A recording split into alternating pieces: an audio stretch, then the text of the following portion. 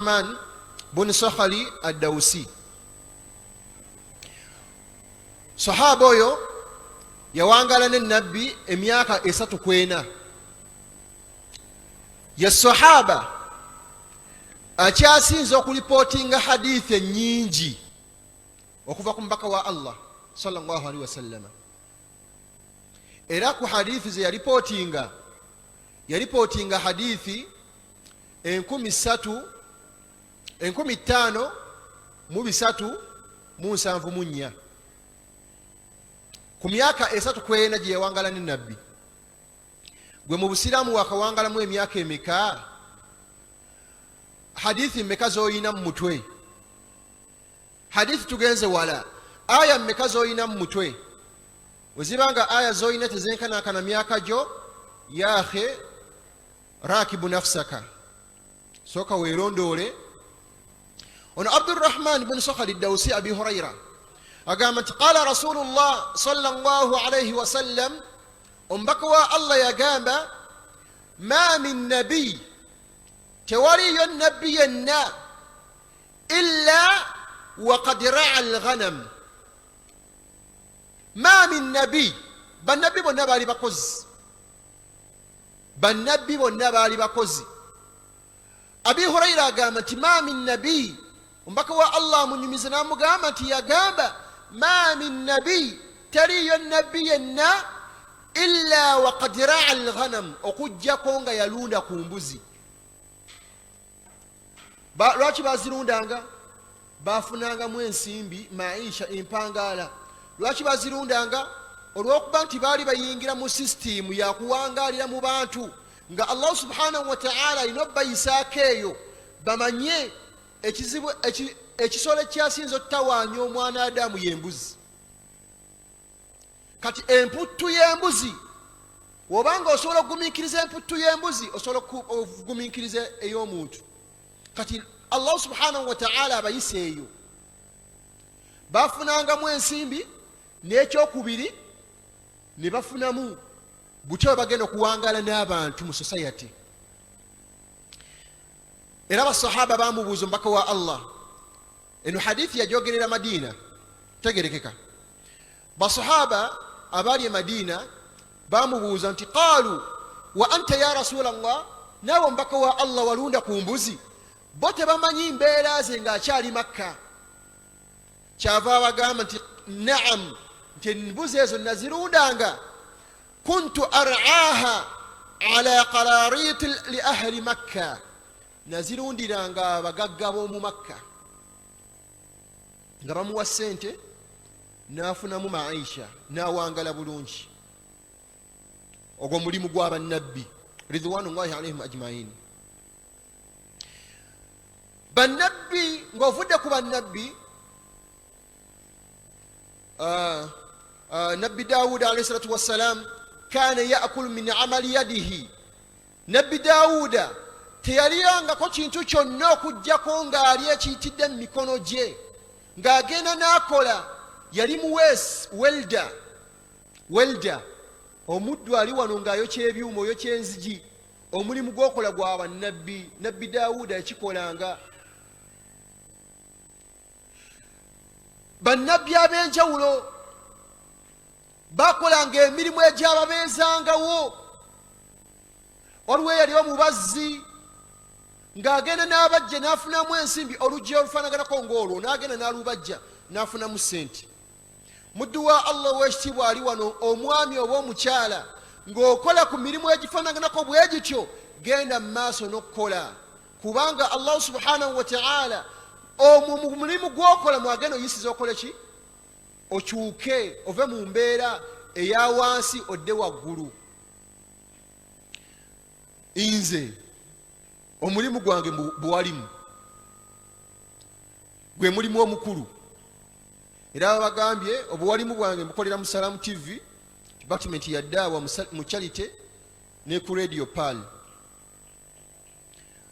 Olunaku olw'Esande tubeerako ne programu eyitibwa Al-Ilmu Nuuru. Ani yali agiwuliddeko ku Pal? Pal we netuukayo? Naam, Ilmu Nuuru ebeerawo ssaawa mmeka? agimanyi ajje muweeyo kariziki, mbuulire obudde bwebeerayo, wanika omukono obanga oli muwuliza wa paalu. Ate nga n'olwaleero tulina omukolo ku Africana gwena tandika ssaawa 3 kugaba ku birabo abawuliza abaffe. Naam, sente ezeesigalize nzeesigalizza, omukono gubuze. Radio Pal, naam, ssaawa 8. Barakallahu fika wa jazakallahu khaira. Buli lwa Sandi kamala okuwa ku sente.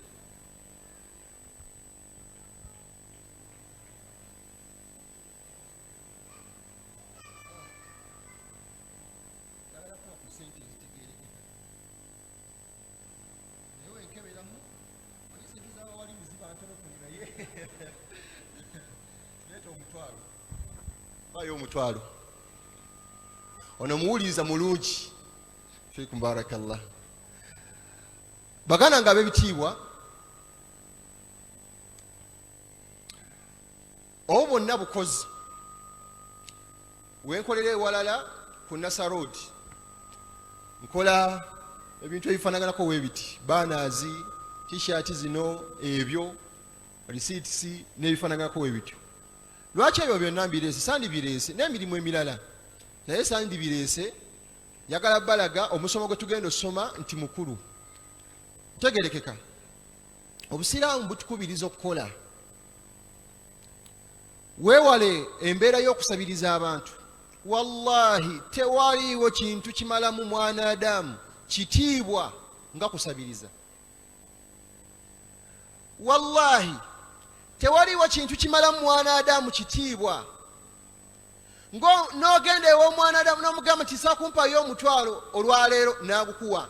Enkya n'ogenda gy'ali n'omugamba nti sukaali yaweddewo n'akuwa sukaali. Ogwokusatu w'omukubira essimu amanya kyo ekiddako, takwata ssimu yo. Kati obusiraamu buno butukubiriza okukola.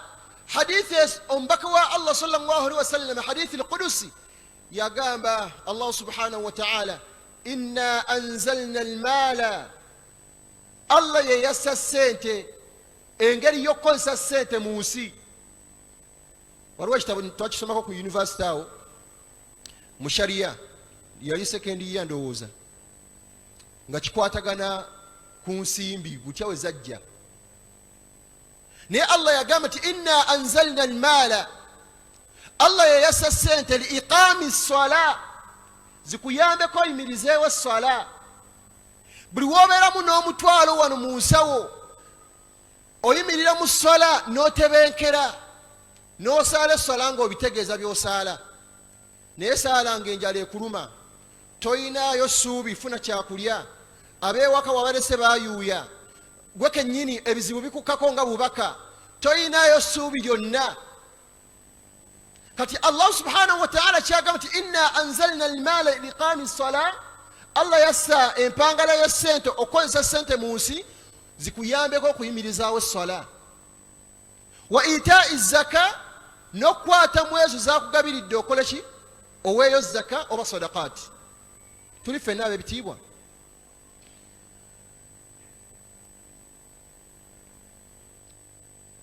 Hadithi zino nkulu nnyo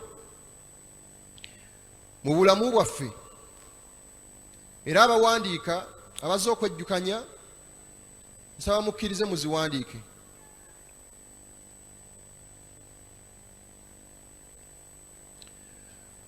Omubaka wa Allah sallallahu alaihi wasallam yabuuzibwa ayul kasb atyab, ayul kasb atyab,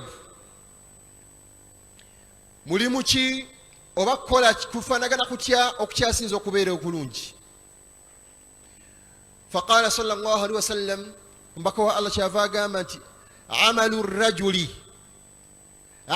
rajuli, omulimu omwanadamu gwakola, biyadihi, n'agukola n'emikono gye, wa kullu bay'in mabrurun, n'okutunda oba okuguliziganya okwo okukkirizibwa. okukola okukyasinza okubeera okulungi kweko kwokola n'otakabana n'amaanyi go, n'ogenda n'okuba bulooka, n'ogenda n'ozimba, n'ogenda n'opoota omukyala ali ewaka, n'olunda obukoko ewaka, n'ofunamu ensimbi, abaana bo ne bafuna ekyokulya,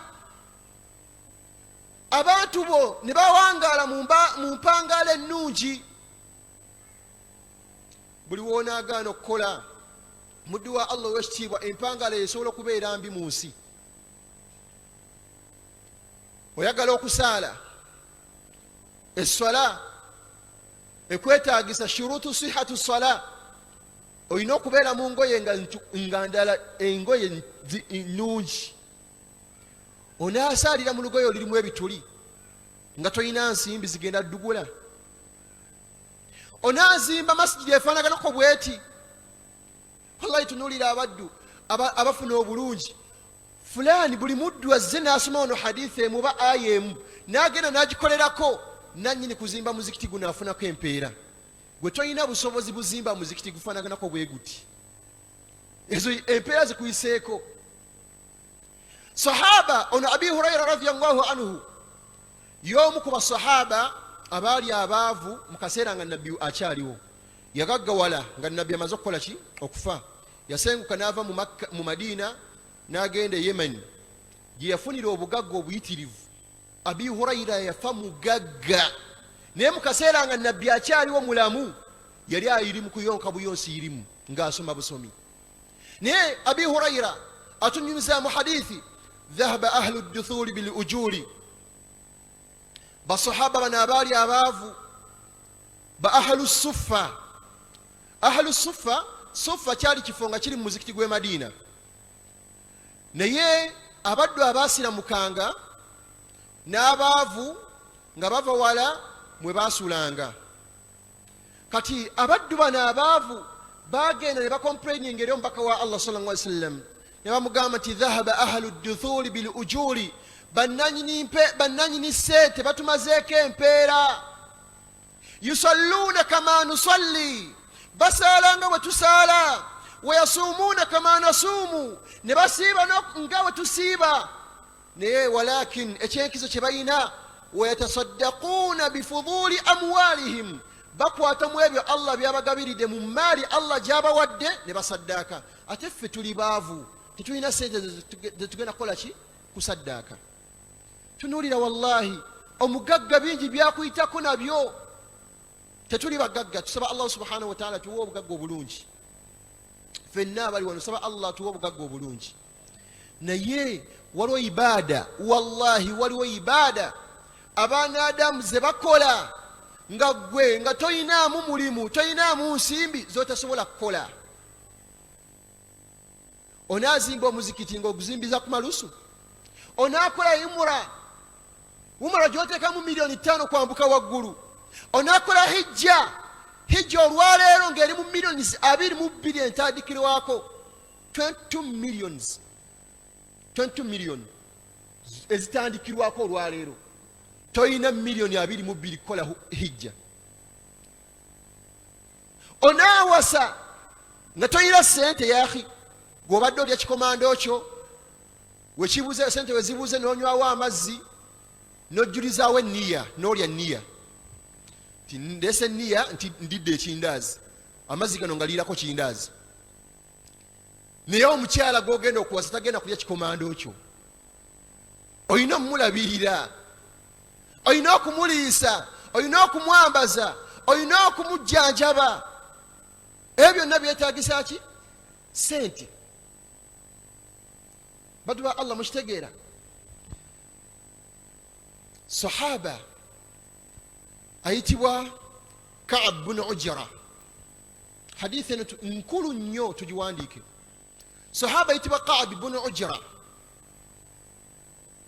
atunyumiza n'agamba nti marra rajulun ala nabi sallallahu alayhi wasallam, marra rajulun ala nabi sallallahu alayhi wasallam فرأى أصحاب الرسول صلى الله عليه وسلم Ka'b bin Ujra atunyumiza n'agamba lumu bali batambulako n'omubaka wa Allah sallallahu alaihi wasallam. Basahaba ne balaba omusajja tuli fena ng'omulimu gwakola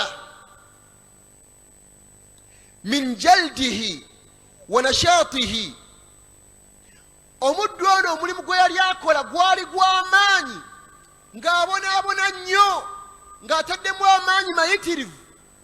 Nga mulimu ki? Ng'akuba bulooka, ye akola ku hardware, yeetika busawo bwa seminti. Omuddu oyo abeera akozesa amaanyi mangi. Allahu akbar. Abaddu abo babonaabona yaahe, asobola okutikkula trailer ya seminti naye nga buli kasawo afuna 17 shillings. 17 shillings. Abo nno aba 17 bakolera mu kibuga. Simanyi oba abeeno mukono bakolera sente mmeka? Mmeka? 9. Buli kasawo kositula kati la ilaha illallah ogenda kuweza ddi omutwalo.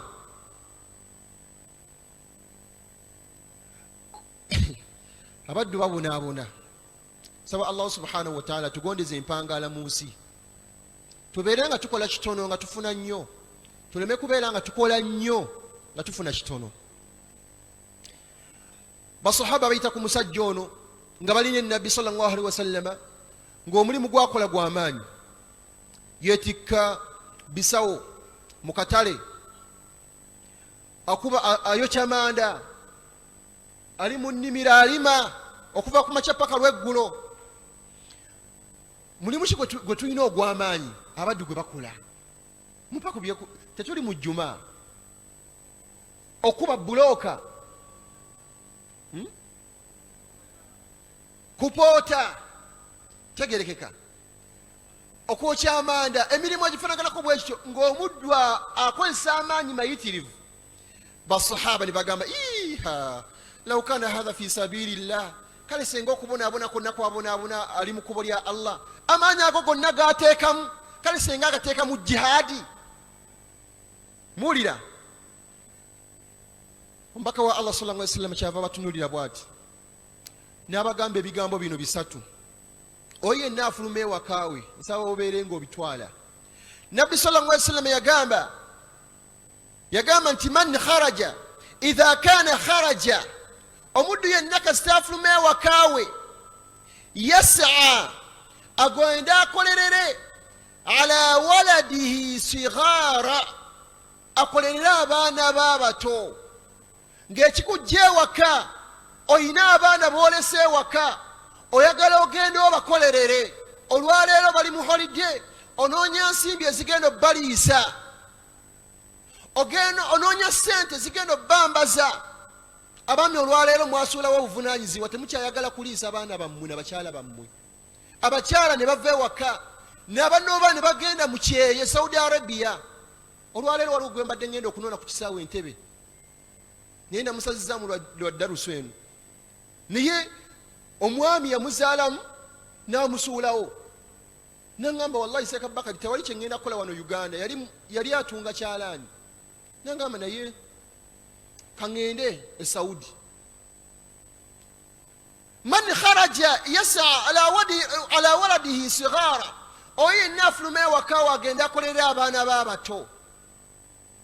Ng'ekikujja ewaka, newankubadde omulimu gw'okola gw'amaanyi, naye ng'oyagala kukolerera abaana bo, butya kiki kye banaalya, okwambala kwabwe, okubajjanjaba. Omubaka wa Allah sallallahu alaihi wasallam yagamba nti fahuwa fi sabilillah, amaanyi ago gonna g'oteekamu oli mu kkubo lya Allah. Kyava agamba ekyokubiri, wa in kana kharaja, n'omuddu yenna afuluma ewakaawe, yasa, agenda akolerere, ala abawaini, agenda akolerere bazadde be babiri, shakhsain kabirain. Nze Bakari wentukidde mu myaka gino, emyaka 27, bazadde bange baba bakuliridde mu myaka, otandika obbakolerera, ebimu tebakyasobola kukola ki? Kubikola. ombaka wa Allah agamba nti oyo yenna afuluma ewakaawe agenda akolerere bazadde be. Oyinza okuba tonnafuna mwana naye olina abaakuzaala. Muzadde we akuba akasimu n'agamba nti mutabani egwali e Kampala mpeerezaayo omutwalo. Ogenze ovudde ewakaawo newankubadde omulimu gwokola gw'amaanyi. Omubaka wa Allah yagamba sallallahu alaihi wasallam nti fahuwa fi sabilillah, oli mu kkubo lya Allah, genda mu maaso n'okola. Abaddu bagenda kujerega bagambe kale gwe yasoma okuba otya bulooka, kale gwe yasoma weetikka otya bino, kale gwe yasoma. Wallahi guma okikolere ddala, kubanga onoonya kuliisa abantu bo, onoonya kulabirira muzadde wo, maama wo, taata wo, onoonya maisha butya waanaawangala mu nsi. Tuli fena kyava agamba sallallahu alaihi wasallama, yagamba nti wa in kaana kharaja, n'omuddu yenna afuluma ewakaawe, yas'a ala nafsihi, yas'a ala nafsihi, agende yeekolerere. Osobola okuba nga tonnafuna mwana, bazadde be bayinza okuba nga baafa tebaliiwo, naye ofulumya ewaka, ogenze ku hardware, weetisse emitayimbwa, tureyira nnamba ogipanguludde, n'oyingizanga n'ojja emitayimbwa egizitowa n'ogiyingiza mu hardware munda, n'otikkula tureyira ya seminti, n'okola omulimu nga gw'amaanyi, naye onoonya kwekolerera. Ogenda kulya ki? Ogenda kwambala ki? Onoonyewo okusula, onaasula mu bifulukuwa, oyagala naawe ofune akazigo k'opangisa, ove mu kazigo weezimbire, weekolerera. Omubaka wa Allah yagamba sallallahu alaihi wasallam nti fahuwa fi sabili, fa anta fi sabilillah, agamanyi g'okola g'oteekamu oli mu kkubo lya Allah. Baddu ba Allah ab'ebitiibwa, omusiraamu yenna abeeko n'omulimu gwakola oguvaamu ensimbi. Abawalimu ffe twasobola okukola buwalimu. Mu buwalimu bwaffe yaahe mutuyambeko, twerekereza ebirala ne tusoma ebitabo eby'enjawulo. Abawalimu abo Sheikh Sidiri lwe lusoose mulabako n'amaaso, bujja omudaba ku rawudha kuki, nasookanga mulaba ku setasi ya Seeka Ismaila Tamale, nga kwesooka omulaba ng'asomesa ekalagi wali, naye olwaleero alhamdulillah Allah amuudazeko. Abawalimu bano mubasapootinge, darusa ezifaanako bweziti muzisapootinge. Webakubira akasimu nti fulani tuweeyo omutwalo, yahe guweeyo. Ntegereka ab'ebitiibwa, okwo kwonna kola. لقد قال أصحاب محمد صلى الله عليه وسلم عمال أنفسهم. بالصحابة بمك محمد صلى الله عليه وسلم بالي بكوزي ببنيني ببنيني كما تقول عائشة رضي الله عنها. عائشة مشالا والنبي صلى الله عليه وسلم واتو غامبا. فها هو أبو بكر الصديق. أبو بكر الصديق مبانزي بولا مويرينيا يلي مكوزي من أتجار قريش، يلي مباسجة أتجار قريش، yali mu basajja abasuubuzi ab'amaanyi mu Bakuraishi, yali musuubuzi. Tuli fenna nawe osobola okubeera omusuubuzi ng'oli muwalimu, nawe osobola okubeera omusuubuzi wano mu mukono mu mpoma, osobola okubeera omusuubuzi ng'oli musiraamu, osobola okuzimba ebizimbe ebirungi abaddu ne beegasa nabyo ng'oli musiraamu. Tuli fenna. وما قتل عثمان بن عفان رضي الله عنه حتى بلغت غلة نعله 100,000. تنولي عثمان بن عفان تيتوا okujjako mu kaseera ke yattibwamu yayina eŋŋamiya 100. Eŋŋamiya oseka busesi bwoti ne bakuwa, yafuna sente nam bilioni 10. Eŋŋamiya emu bweti, nze ntera okulyako ku nnyama y'eŋŋamiya wali mu Kisenyi mu Basomaali, kiro batera gitunda oba 40. ennyama okulya sowaani y'eŋŋamiya, essowaani emmere nga kuliko enva nga ŋŋamiya etandikira 2.5 naye nga wagenda kuwa ebifi 2. kati naye utunulira Uthman ibn Affan agenda okufa nga ayina eŋŋamiya mmeka 1,000. ezo na sente. Uthman ibn Affan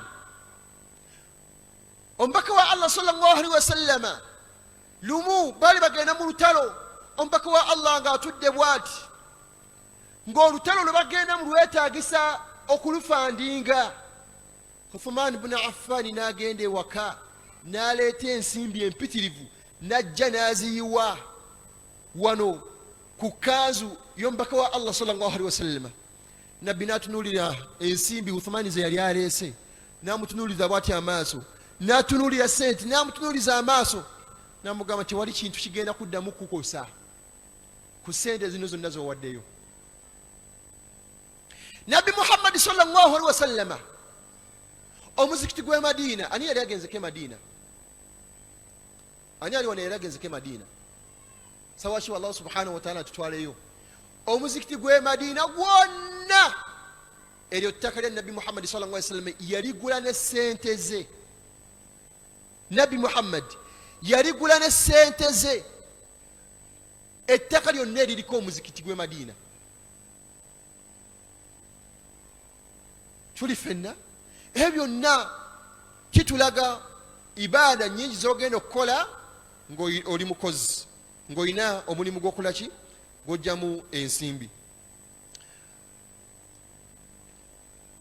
waliwo hadithi endala omubaka wa Allah sallallahu alaihi wasallama omusajja yajja anna rajulan min al-ansari, omusajja yajja mu ba-ansari. Ba-ansari be baddu abaali bawangalira e Madiina, babagamba ansari kiva mu kutaasa. Bataasa abaasenguka okuva ewa e Makka ne baba welkaminga, ne babataasa okubundabunda kwe bakola ki, kwe baalimu, ne batuumibwa ba ansari, abataasa b'eddiini yani ya Allah.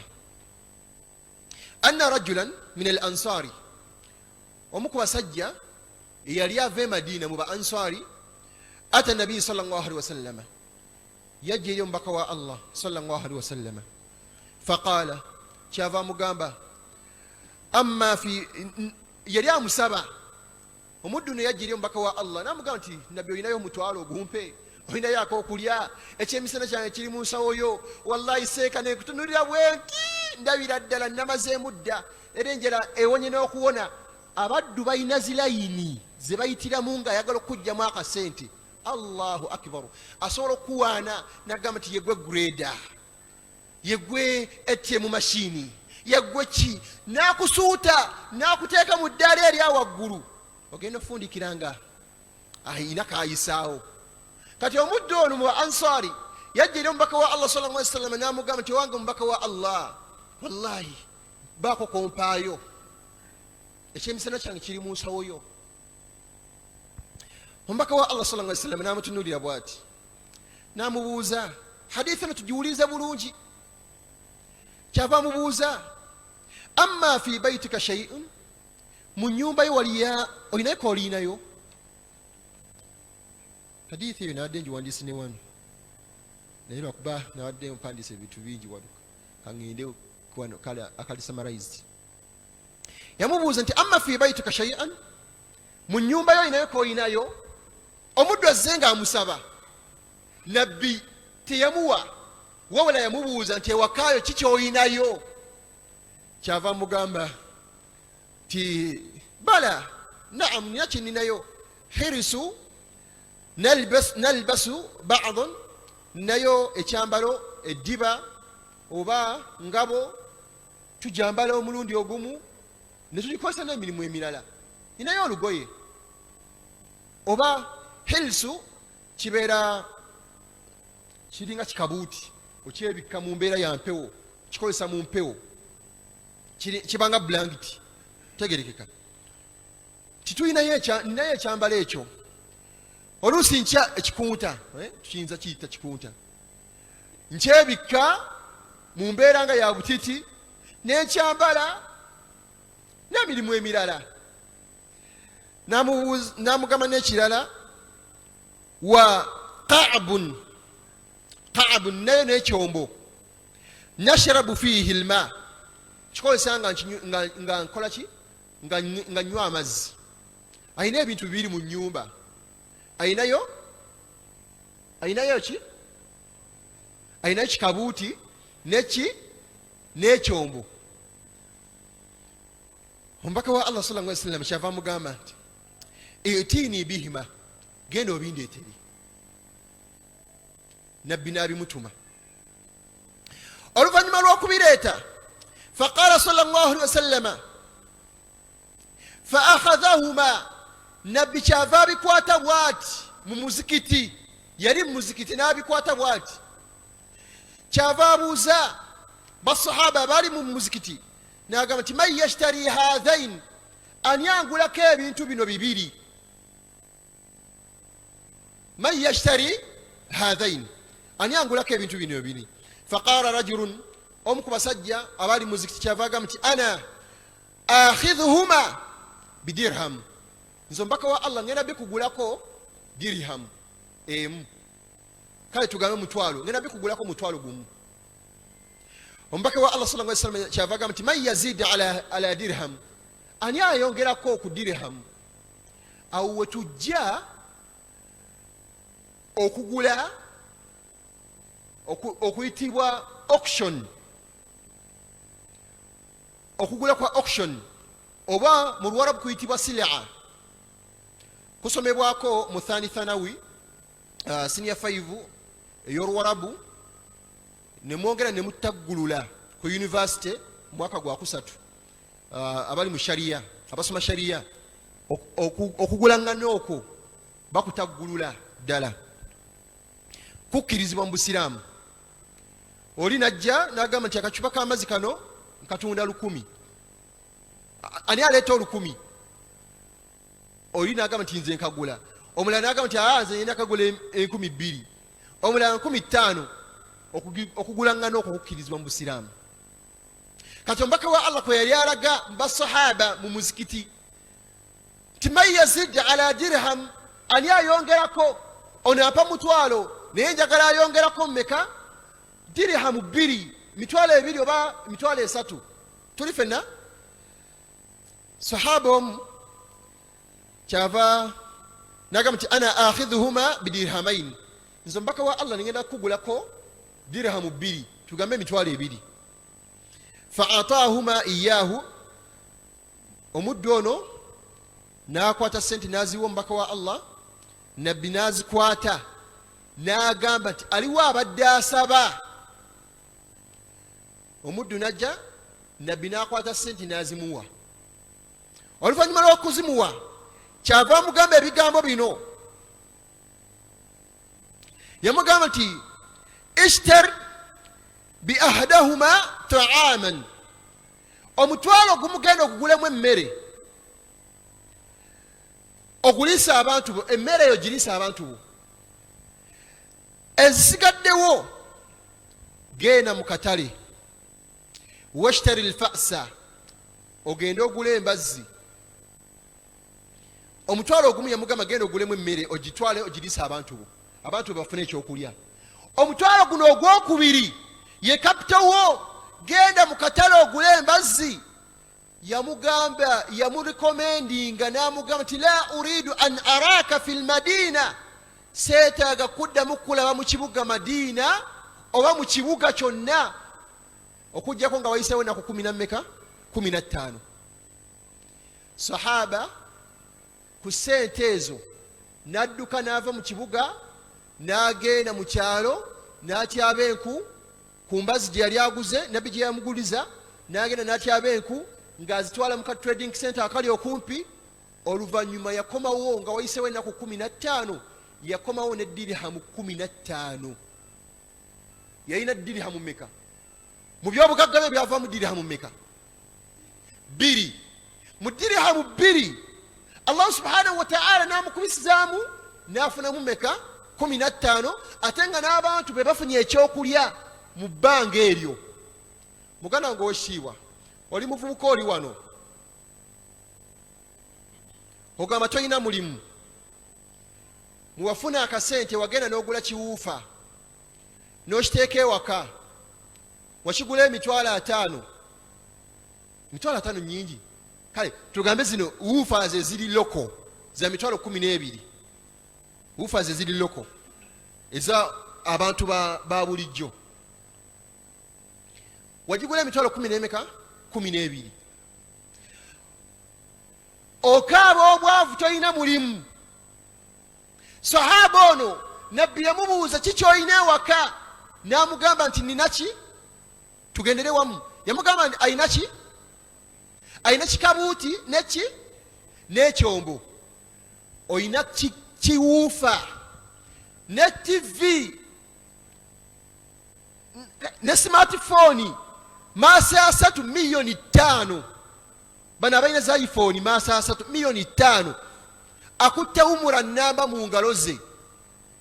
Omuyaya agenda kujja kuba oluyi seka nnako oba yagenze mu kibuga waliwo abaana abannako baku Sheikh nnako ono, omwana kuba nnako nofa nozuukira nga nkumi ejo emujja kubye esimu n'agitwala.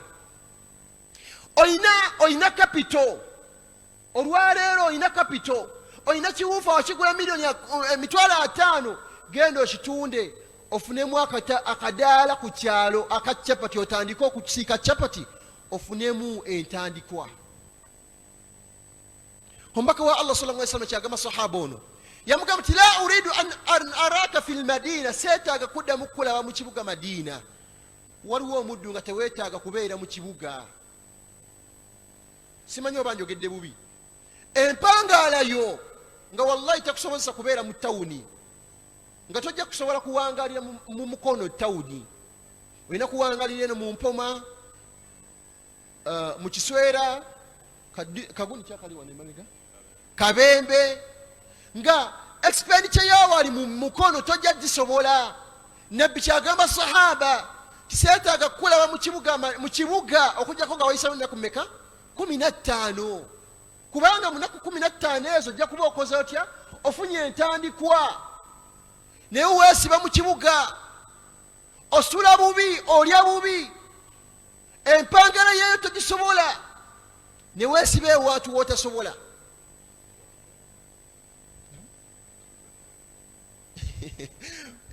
Embeera yakutoba paka. Muganda wange ow'ekitiibwa oyinza ofundikira nga toyina nkulaakulana gye weetaddeko mu bulamu bwo. Omubaka wa Allah sallallahu alaihi wasallam ebyo byonna atulaga butyawe tulina okuwangaala mu nsi. Oyina essimu, okutta essimu 2 mu ngalo zo, emu wagigula $5,000, endala wagigula $3,000. Tundako emu ofune entandikwa w'otandikira. Ebyo byonna omubaka wa Allah sallallahu alaihi wasallam atulaga bukulu bwa kola. Omwana Adamu yenna buli wabaako n'omulimu gwakola, wallahi bingi ebikwanguyira. Mu hadithi endala omubaka wa Allah sallallahu alaihi wasallam yagamba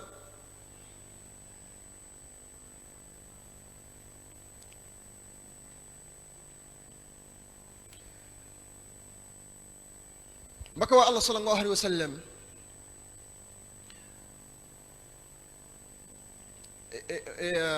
mu mbeera y'okukola ate okola emirimu egiri haramu Allah gyatakkiriza.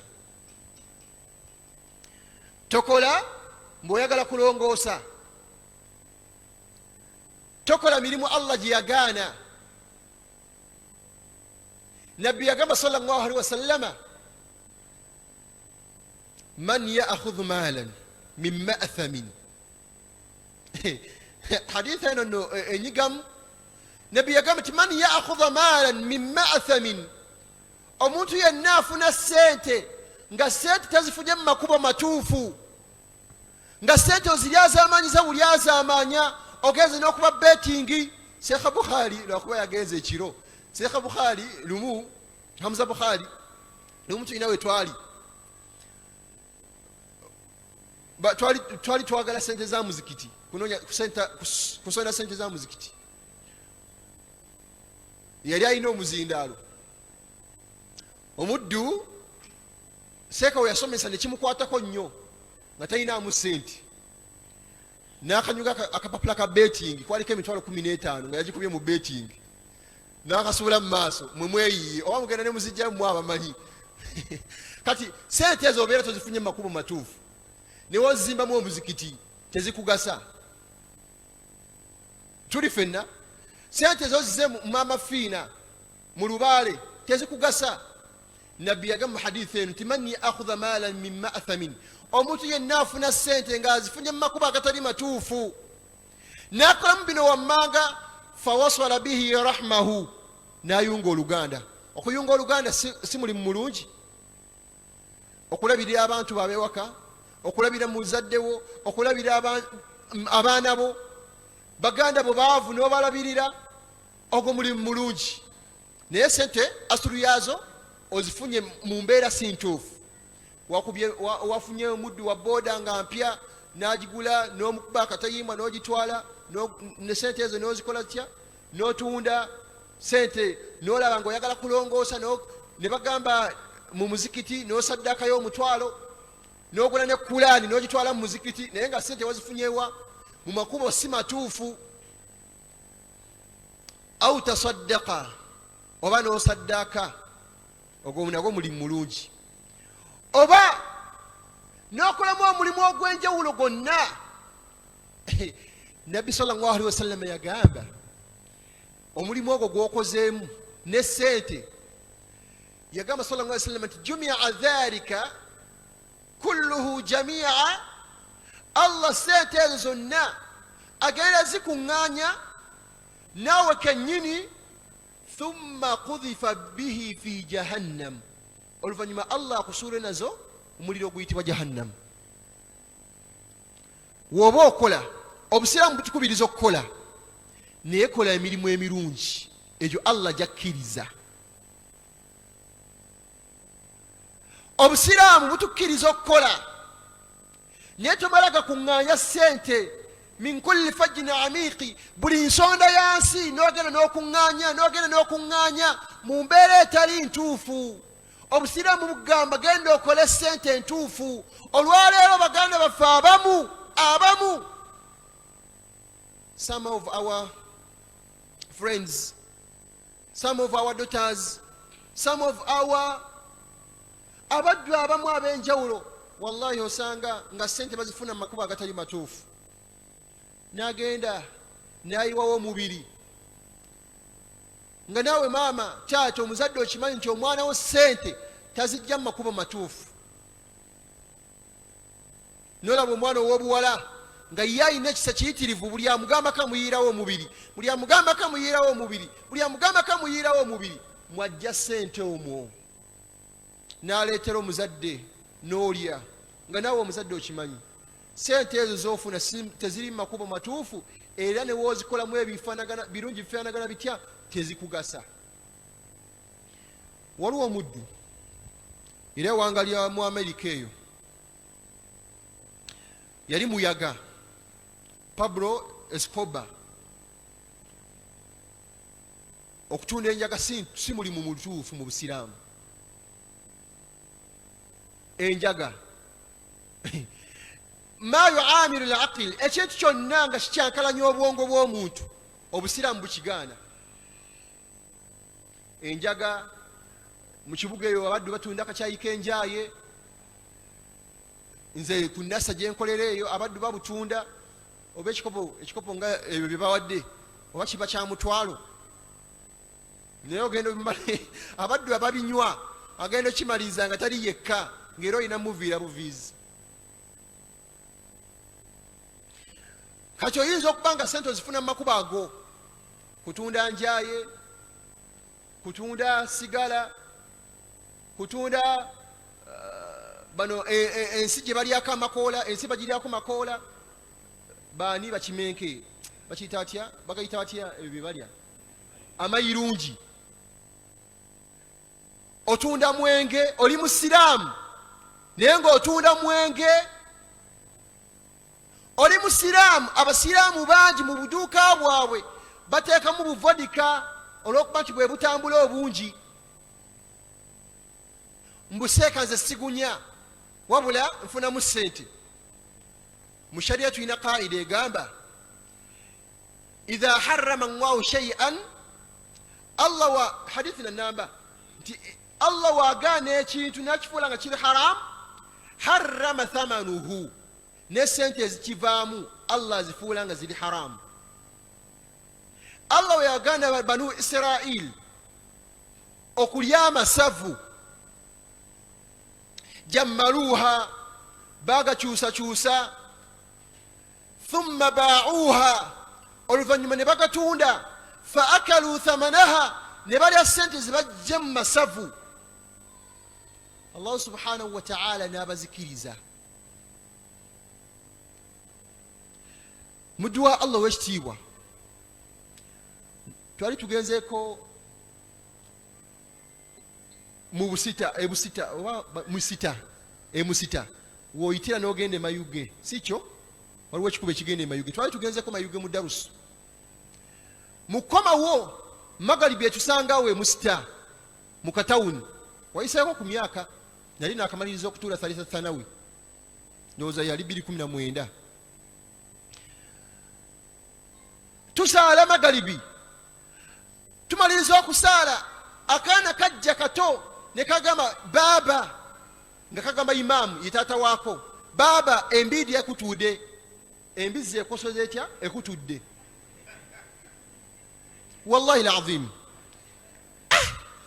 fenna we twali twekoonako ne tugamba wallahi wulira imaamu atusaazizza atunda akabizzi akaana nga kaze ne kamugamba taata embizi ekoze etya ekutudde abaddu batunda embizi era twafuna agasana twagalako ne imaamu tumugamba nti yaaka ate embizi lwaki okoza otya agamba nti nze sizirya naye nze nduula bulunzi bannuuza neko la hawla wala quwata illa billah oyinza okuba naawe bwoti wofaanagana nga naawe tozirina ewaka olina muganda we atali musiraamu oba mukwano gwe atali musiraamu gwe walunza olw'okuba nti obubizi buvaamu sente nnyingi ofunamu akasente nojja mbaoleeta osaddaake mu muzikiti sente ezo tezikugasa omubaka muhammadi sallallahu alaihi wasallam agambye ti man akhadha maalan min ma'thamin omuntu yenna afuna sente mu makuba agatali matuufu fawasala bihi rahmahu nakolamu nayunga oluganda au tasaddaqa oba nasaddaaka allah agenda mukuŋŋanya ne sente ze oluvannyuma allah musule mu muliro ne sente ze bano bamaama fiina sente azifuna mu makuba agatali matuufu najja yazimba omuzikiti awe bulenga n'ayamba abantu okuyamba okwo wabanga si musiraamu wakikola bwatyo n'asiramuka allah subhanahu wa ta'ala akyusa omulimu gwonna gwabadde akola allah n'amuwamu empeera suratu furqan peegi esembayo washiba allah subhanahu wa ta'ala yagamba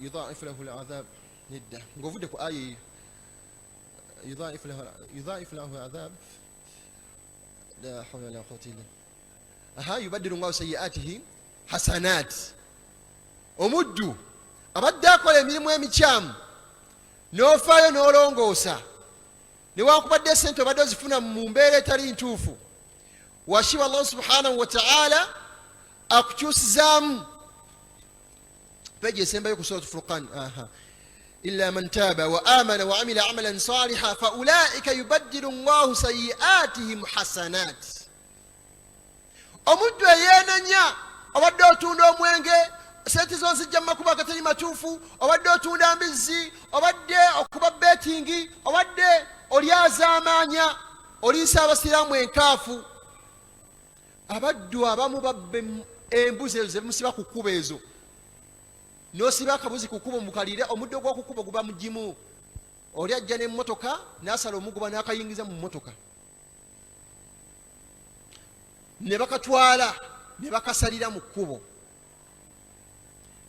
n'omusanga nga musiraamu yatunda ennyama efaanaganako bw'etyo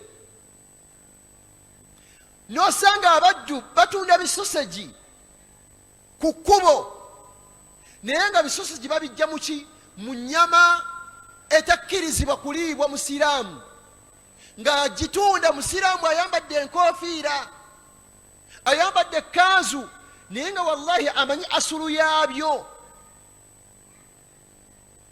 Allahu subhanahu wa ta'ala akugamba nti illa man taaba wa amana, okujjako yenenya nakkiriza Allah, wa amila amalan saliha, nakola emirimu emituufu, oyo Allah subhanahu wa ta'ala yagamba fa ulaika yubaddilu Allahu sayyi'atihim hasanat. Yoyo Allah gwagenda okukyusizaamu, yubaddilu tabdilan, Allah agenda mukyusizaamu, yubaddilu Allahu sayyi'atihim hasanat, ebibadde ebibi Allah abikyuseemu bifuuke biki ebirungi. Wa kana Allahu ghafuran rahima, mazima Allah subhanahu wa ta'ala musonyiyi ate era musaasizi. Lidhan olw'ensonga eyo baddu ba Allah bebitiibwa, kimanye okukola, Allah atukubiriza okukola, naye tulina kukola mirimu emirungi, egyo Allah subhanahu wa ta'ala jakkiriza. Era Allah yagamba mu hadithi zezimu ku hadithi eziri mu 40 Nawawi, ndowooza oba ya 10 ya eri mu first 10 mu zino ezisooka, omubaka wa Allah sallallahu alaihi wasallam yagamba inna Allaha tayyib la yaqbalu illa tayyiba, mazima Allah mulungi takkiriza bintu byonna okujjako ebirungi.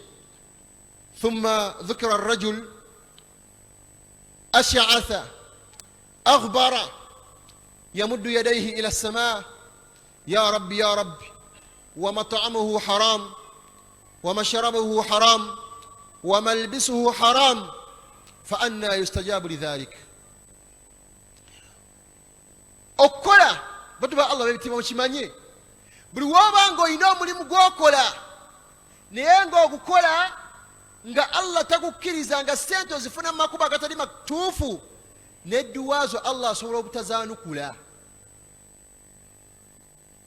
Tusaba edduwa nga Allah tatwanukula, naye ne twerabira emirimu gyaffe tukola mu mirimu ki? Olina edduuka kaminzaaniko, abadde obabba. wailun lilmutaffifin alladhina idha iktalu ala nnasi yastawfun. Allah yateekerateekera okubonaabona kw'abaddu abapima ne balyazamanya mu minzaani zaabwe. Olina edduuka Allah alikuwadde bifadlihi wa rahmatihi, okusaasira kwe n'obulungi bwe Allah akuwadde edduuka ofunemu ekyokulya, naye ate osazeewo okubeera ng'olyazamanya abaddu abajja okugulako. Ntera nnyo gamba abaddu abaali bakolera wali ku paaka yaadi mu kibuga. Paaka yaadi yajja emirundi n'emirundi, olwaleero bazimbawo kizimbe, bakiyita kizimbe kyekiryawo kidiridde wali paaka yaadi wennyini. Naye abaddu wagendangayo n'ogula olugoye, ogoza empale n'ogula empale. Bino mbyogera abaddu bayinza okuba ne wano babikola. Ogenda n'ogula ekkanzu ng'eno n'ogikwatako bulungi nga yeeyo ekutuuka, ne bagiteeka mu kaveera ng'olaba, ne bakulobesaamu seconds 2 ne bakuwa akaveera. Ogenda otuuka ewaka nga bakasibye nga kano bwe babadde bakasibye. Ogenda otuuka ewaka osangayo obugabe bwa mwana muto, n'osangamu nappi, n'osangamu ebintu ebitategeerekeka.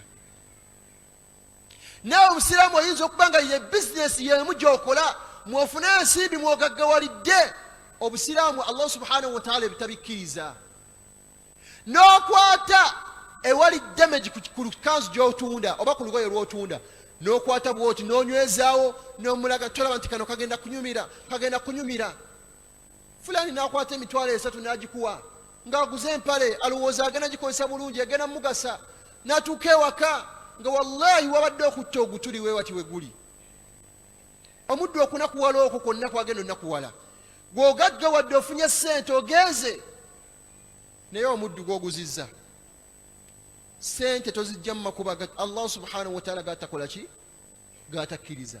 Allah atukubiriza okukola naye mu mbeera y'okukola togezaako n'ofuna sente mu makubo Allah subhanahu wa ta'ala gatakkiriza. Khitaman nga tumaliriza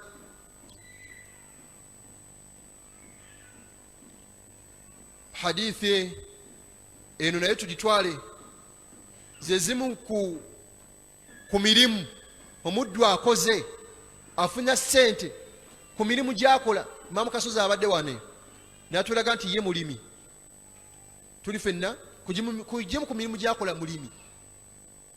Abamu mufa abali eno abawangalira eno tuyinza okuba nga tuli balimi. Omubaka wa Allah sallallahu alaihi wasallam yagamba nti ma min muslimin, tewaliwo musiraamu yenna yaghrisu gharsan, yaghrisu gharsan, ya'u ghayni ra'u sin, yaghrisu gharsan, asimba ekimera kyonna, aw yazra'u zar'an, oba asiga ekimera kyonna, fayakulu minhu at-tayr, ekimera kyosimbye nekiribwako ekinyonyi. Osimbye muyembe, osimbye fene, osimbye katunda, osimbye ekintu kyonna, kasooli nekiribwako ekinyonyi. Aw al-insan, oba nekiribwako omuntu, aw al-bahima, oba nekiribwako ekisolo. Illa kana lahu bihi sadaqa, okujjako ekyo kikibeera kiridde ebeera saddaaka gy'oli. Tolaba mukola kuno osobola n'okweteerawo sadakatul jariya, ofunye omulimu gwokola ewakaawo n'oteekawo omuti gwa ffene, omuti gw'omuyembe, embuzi nejja n'eryako, ekinyonyi nekijja nekiryako, omuntu akyadde ewakaawo najja n'alyako, gwe weefiira dda omwana Adamu najja wallahi n'ofunako sadaka. Tolaba nti ekyo nakyo kirungi mu mbeera ey'okukola. Era waliwo hadithi lwakuba wano simanyi nagiwandiise naye wano sigiraba oba nagiwandiise ku peegi ki ya Rabbi. Omubaka wa Allah sallallahu alaihi wasallam yagamba nti omuddu yenna afuna chance nga kiyama etuuse, nga akyalinawo chance ey'okusimba ekimera kyonna akisimbe. Nga kiyama etuuse ng'olinawo chance esiga ekimera kyonna ekisimbe. Tomanya Allah asobola okiguza speed omuddu najja n'alyako n'ofuna obulungi obwo. Mu mpeera zo, mu mirimu gyo gye weekolerera,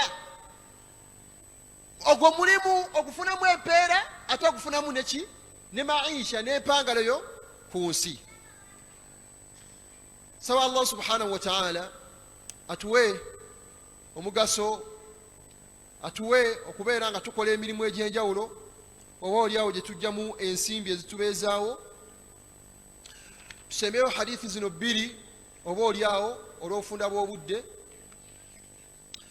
Omubaka wa Allah sallallahu alaihi wasallam yagamba, Ibn Umar yatunyumiza hadithi eno, agamba nti la tazalu almas'alatin bi ahadikum hatta yalqa Allah walaysa fi waj'ihi muz'ata lahmi, walaysa fi waj'ihi muz'ata lahmi.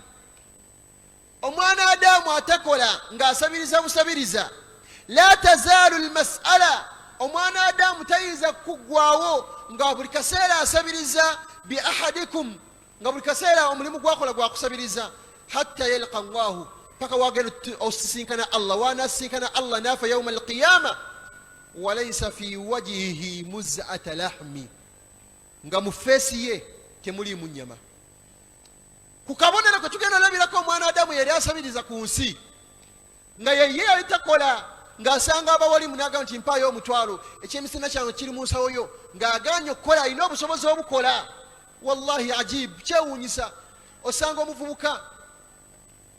omuvubuka ng'alina amaanyi agasobola okukola, asobola okugenda n'apoota, asobola okugenda n'akuba bulooka, asobola okugenda n'aweereza omusanyu obwongo bwe ekyokubiri nga bukyakola asobola otuula wansi n'afumiitiriza kiki ekisobola okuvaamu sente n'akola naye wallahi n'omusanga nga ali mu muzikiti atambula muzikiti ku muzikiti abawangalira mu kibuga tubiraba najja n'akutomerera muzikiti wano ku dhuhuri n'ogenda ewalala ku asiri n'akusanga ku muzikiti gwe mulala nagamba seeka wano akugamba ekizibu kirala ku muzikiti omulala nagamba kizibu kirala nga yembeera ejawangalira muvubuka muto naye nga wallahi asazeho okusabiriza busabiriza ab'ebitiibwa abasiraamu abali wano mbakubiriza nga nange neekubiriza baako akalimu kookola omukyala ewakaawo woosulaawo ne wakubadde osula ku muzigo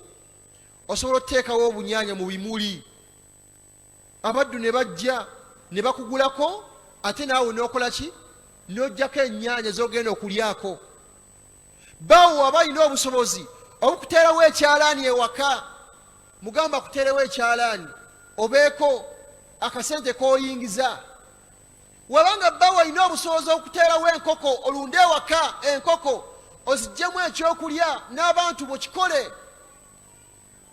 omwami ali wano ng'olina obusobozi okukola omulimu gwonna oguvaamu ensimbi ng'ogukolera abantu bo yaki kikole kubanga obusiraamu buno wallahi bwetaagisa ensimbi kamera zino data abaddu nze mbadde eyo mu kibuga naye nga abawalimu bonna abasomesa mbalaba Sheikh Ibrahim Kitenda ne banna be yabadde nabo seeka tantwawi waliwo seeka omuto bamuyita seeka Abubakari era bagamba tufaanagana nnyo seeka w'emukono eno namusanzeewo bamuyita seeka Abubakari simanyi linnya liddala Abubakari Kiyimba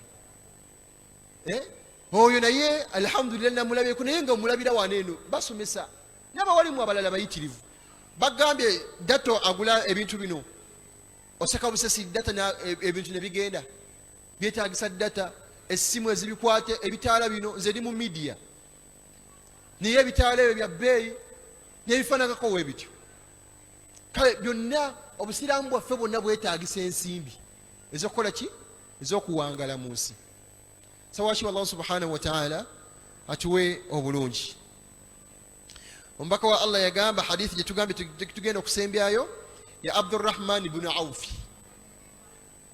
radiyallahu anhu eno nga tunagisoma Abdurrahman ibn Auf radiyallahu anhu omubaka wa Allah yasenguka n'ava e Makka n'agenda e Madina akha baina al-ansari wal muhajirin yateekawo obwasseruganda wakati waba ansari ne ba muhajirin Abdurrahman ibn Auf yirimu abo abasenka okuva e Makka tuli fenna kati aina sahaba gwe yamukwasa wemasa yarabidde yesa oba Saad abawali muyinza okunkolekitingamu yamukwasa Saad owe Madina amuyambeko era Saad yamugamba inni aktharu al-ansari mala wotunula mu Madina munna yenza akyasinza okubeera ne sente nnyingi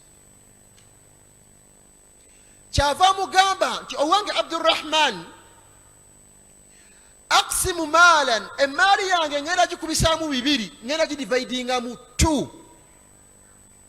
nkuweeko apart otwaleko ekitundutundu nange nsigazeeko ekitundutundu namugamba nti nene bakyala bange babiri baabo bwe tunuulira akusanyusizza muwe talaka Allahu akbar tunuulira ithaaru mu bisiraamu tulina ekiyitibwa ithaaru kiyitibwa kitegeeza mu lulimi oluganda oba oluzungu sacrificing your personal desires for the happiness of others okwerekereza gwe ekikugasa ekirungi osanyuse munno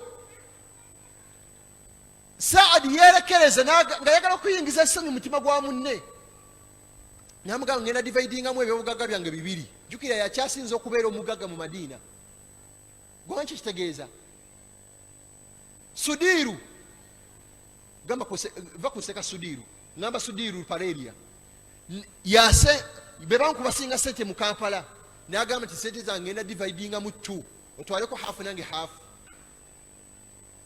Omanyi kitegeeza ekyo.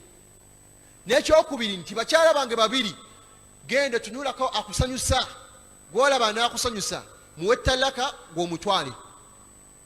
Ne Abdurrahman yamugamba saba Allah ateeke baraka mu bantu bo ne mu maali yo. Kyava mugamba nti walakin dulluni ala suuq, ndagirira wewali akatale, ndagirira wewali akatale. Ne bamulagirira mu katale ke bayita Banu Qunayda kali Madina. N'agenda Abdurrahman ibn Auf n'ekitiibwa kye y'omu ku ekkumi abantu 10 Allah be yawajja nanga bakyali ku nsi. Ne Abdurrahman yagenda mu katale, yasenguka kugenda e Makka e Madina nga talina kintu kyonna. Wallahi yagenda mu katale n'atandika okwera ng'omulimu gwakola gwakeera mu katale. N'agenda ng'alinnya eddaala n'atandika okwetikka emigugu gy'omu katale nga bamuwa ssente. N'atandika okukola n'afuna ssente. Lumu omubaka wa Allah sallallahu alaihi wasallam amusanga mu Madina, mu nkubo z'omu Madina, n'amugamba nti mahayamu ya Abdurrahman, Abdurrahman ng'onyirira. N'amugamba nti wange omubaka wa Allah, tazawajtu imra'a min al-ansari, nafunayo akakyala nga maanyi nga kasiraamu kali ku mustawa nga figa teriko program teri mu kusaatuuka nga screen teri mu njatika nenkawoowa. Omubaka wa Allah yamanyi Abdurrahman, n'amugamba wange Abdurrahmani mu bwavu bwenkumanyidde omukyala wamuwaaki.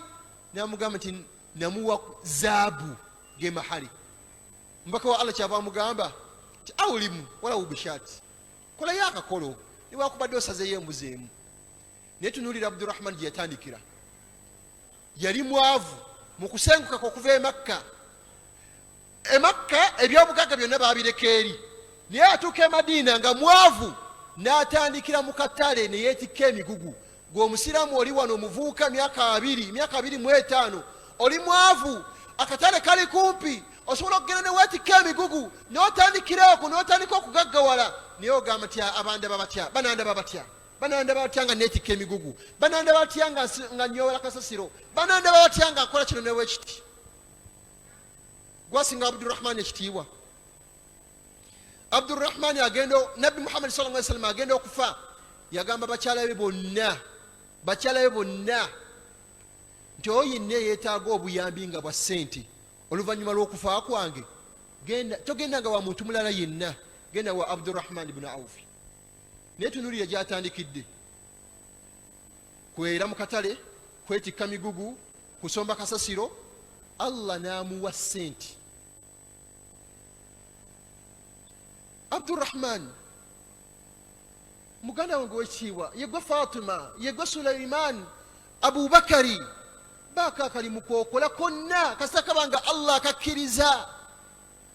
Nze mu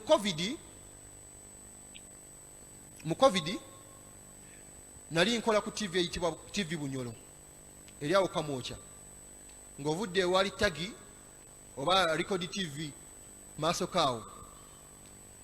Naye nga transport nakozesanga emitwalo 2 okuva ewaka buli lunaku. Transport yali wa bbeeyi. Nagamba ngenda kuwangaala nti n'embeera eno, omusaala guba mutono, otunula mu marketing nga masiki yeetambula. Masiki twazambala era twazifunamu ssente, alhamdulillah. Wallahi ssente ze nafuna mu masiki mpitirivu. Saawa ziwera 3 bwe ziti nga mitwalo 10-15 gyayingidde dda mu nsawo, mitwalo 15 gyayingidde dda mu nsawo. Naye alhamdulillah ebbanga ly'omala ng'omulimu gw'okola Allah agukkiriza. Tofaayo ku bigambo bitya abantu bye bagenda kwogera, bakwogerere bakole batya, gwe sigala ku kituufu. Tegereka b'ebitiibwa, washiba Allah subhanahu wa ta'ala saba atugase n'obugambo obwo.